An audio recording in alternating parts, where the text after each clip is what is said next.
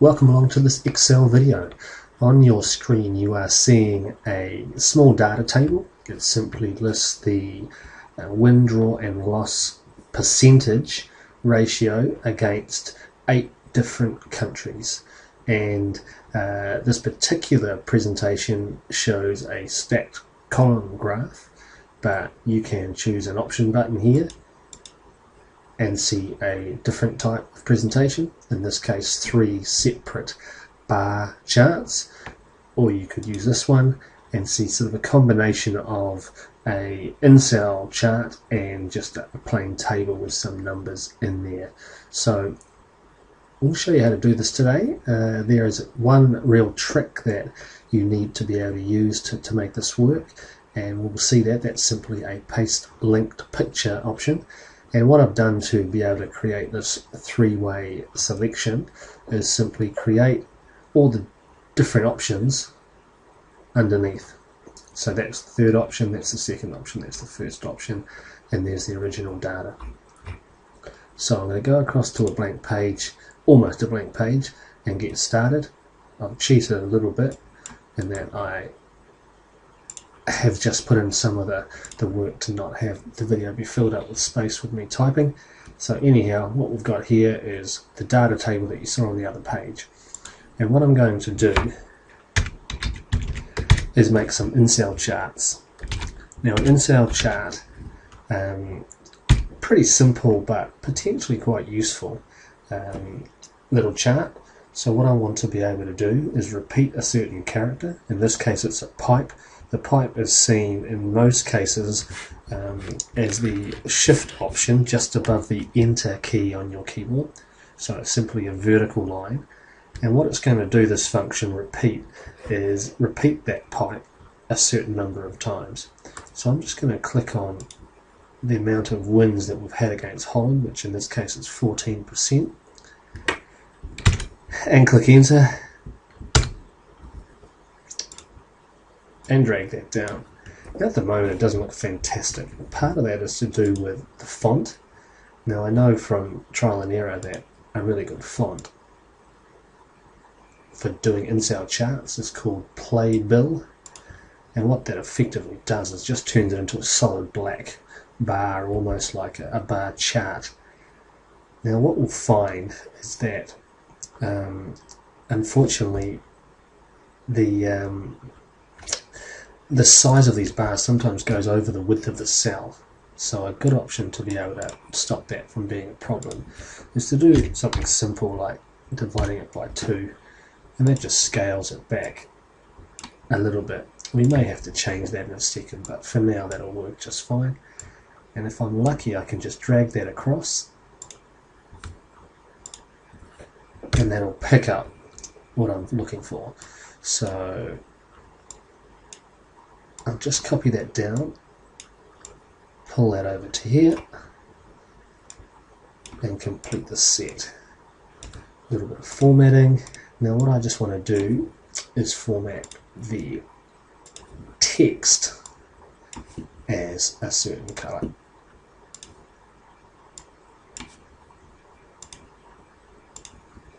Now let's see if I can just do this in one go. Copy.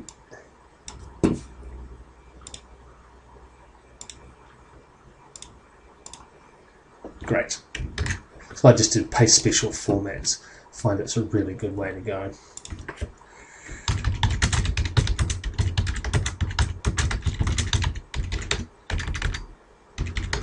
Just going to put a little menu in there, a little heading, which isn't really the kind of thing that I'd have as my menu, but it'll do for now. Now a key part of making this little trick work is that we need to name these cells. I'll just do one more thing. I'll just put one there. I don't think I even had that on my initial page. As I was saying, we need to name these cells. Now using named ranges is absolutely in my top 2 or 3 of must-dos when you're working in Excel. And I'm just going to call this chart option 1. And now I'm going to go on and do the other particular charts. So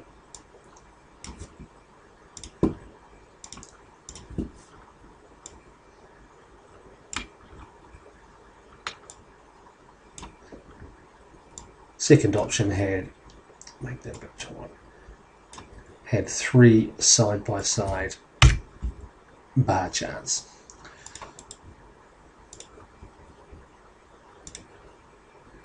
Another thing that I absolutely do as much as I can is make the grid lines visible, but only barely visible.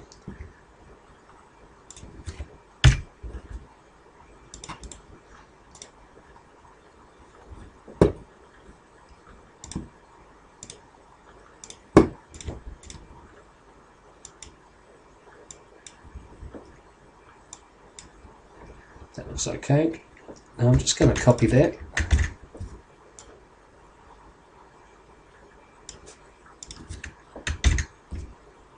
And paste it a couple of times.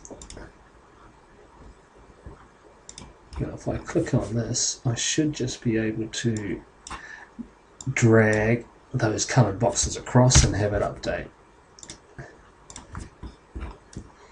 The new versions of Excel are pretty fantastic in this regard. So I think our drawers were blue and losses red. So that's 2 out of 3 done. Our third one was a stacked column, and we also included the table with the data. So copy that, paste that down here, and with the entire table selected, insert stacked 100% height column chart. Now I'll just drag it out to the width of that. Pull this down just a little bit.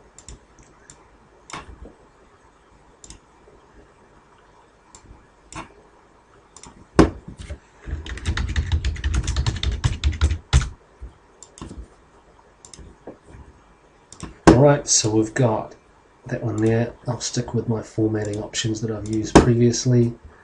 Excuse me for racing through this. The key part of this isn't the drawing of the charts. Hopefully that part of it's not too bad. I'll add data labels. Great. Oh, must follow my own principle and get those grid lines as invisible as possible. I think I can get rid of that. There we go. So that's option 2. What I need to do, I didn't do it after the second one, but I'll do them both now, is I need to name this range, if I remind myself.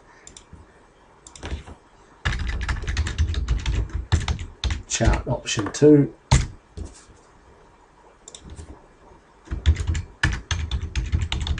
Multiple bar charts.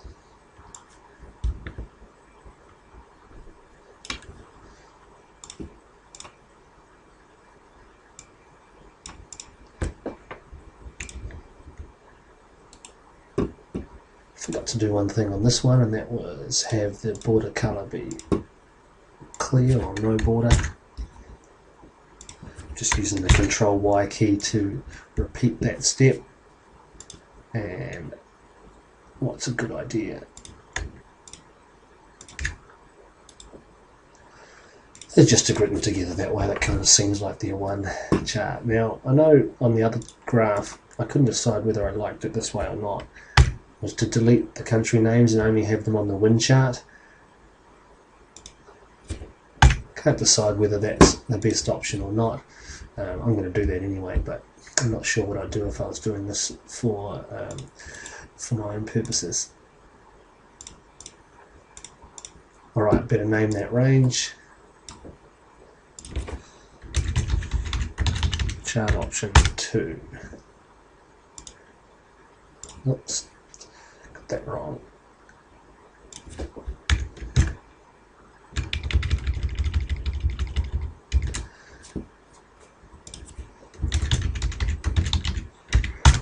Alright, so I've just got the room the wrong way, but it doesn't really matter.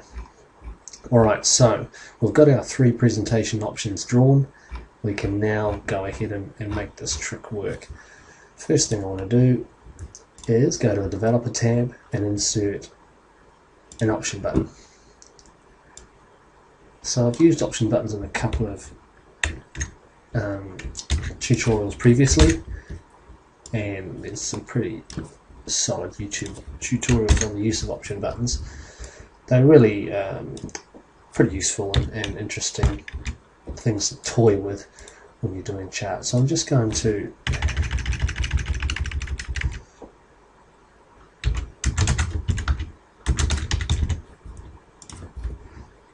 make some text up here. It doesn't really matter.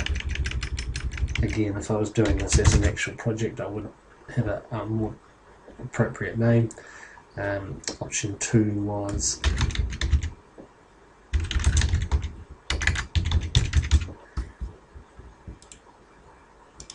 and option 3 was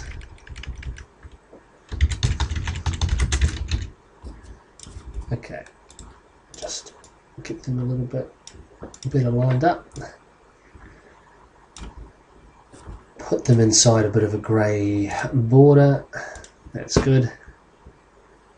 And I just have to select one of them and right click and go Format Control. Now the only thing I really have to do here is choose a cell length somewhere. I'm just going to do it in a visible space. Typically what I do,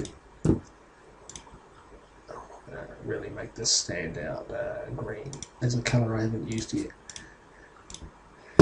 So as you can see, when I choose option 3,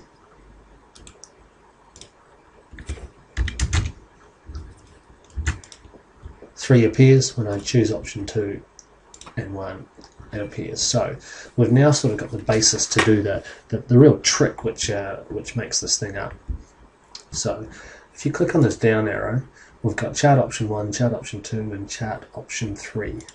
So let's just try and remember that. And there's a function that we're about to use and it's called choose, and I'm going to do it inside a cell first so that we can get the tooltip. When we do it inside the name range wizard, it doesn't give us the tooltips. So what we want to do is say, what's our index number? Well, we want to use the option buttons to determine which chart is displayed. And what happens if we choose the first, second or third? Well, we want the first option, the second option or the third option to show. Like I say, when we do this in the cell, what's great is that the little tooltip menu helps us, and the auto complete option is available too. Now I may actually come up with an error when I do this, so I'm just going to space that out a little bit and leave that visible so we can see it when we're using the name wizard. So just before I do that, I'm going to show you the second part of the trick.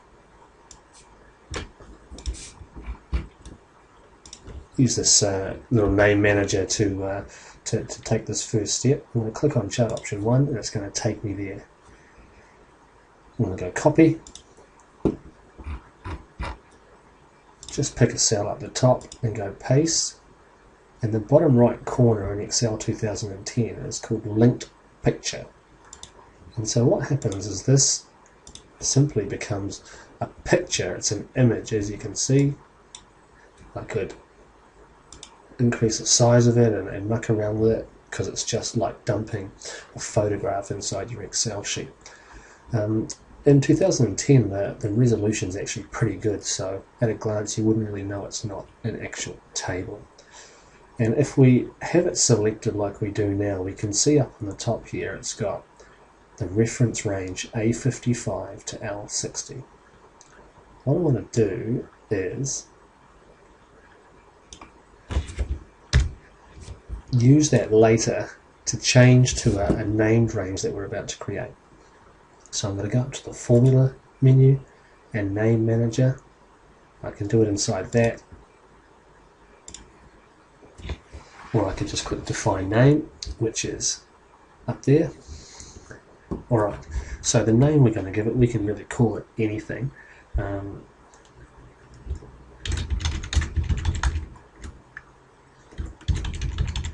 Selection option is a very boring yet descriptive name that I've chosen. Now I'm going to copy, transcribe the formula that I just wrote before.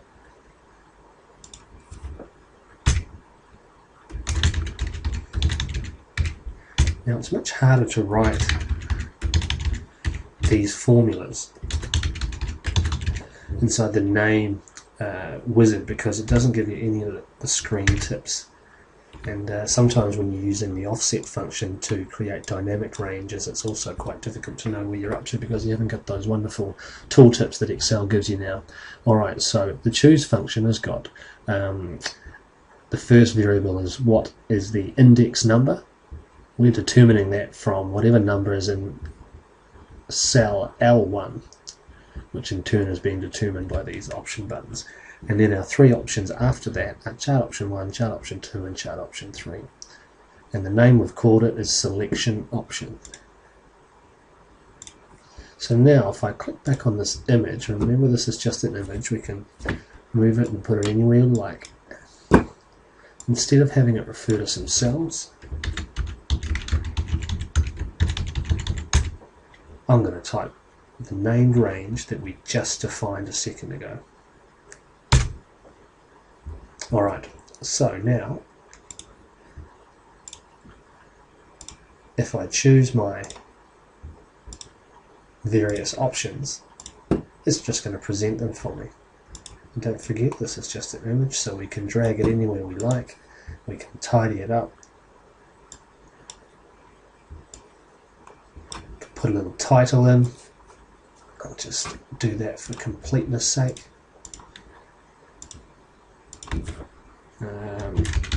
Performance ratios for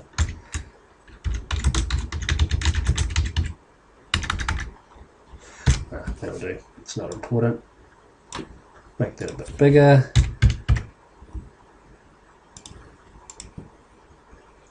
Something I always like doing is turning the grid lines off. So there we are. The ability to select whichever chart you want to select using an option button. And now, like I mentioned, the resolution is not too bad and you wouldn't actually know that this isn't a chart. It's simply a picture. Now, with regard to the purpose of all this, ultimately when you've got a particular user, often you can determine what their preferences are with regard to presentation of information. But if you've got multiple users for your worksheets and so on, what is very nice is to be able to create the facility that you can please each one of those users' needs by creating different presentation options. Now some people are just interested in looking at the hard numbers inside a table, others only want to see charts, and others some sort of combination thereof. So to be able to have the option that you can present for different people a different type of visualization can be quite helpful. Once again, thanks for coming past. If you are interested in a copy of the spreadsheet, please drop me a line. Otherwise, I'll see you for my next video. Thank you.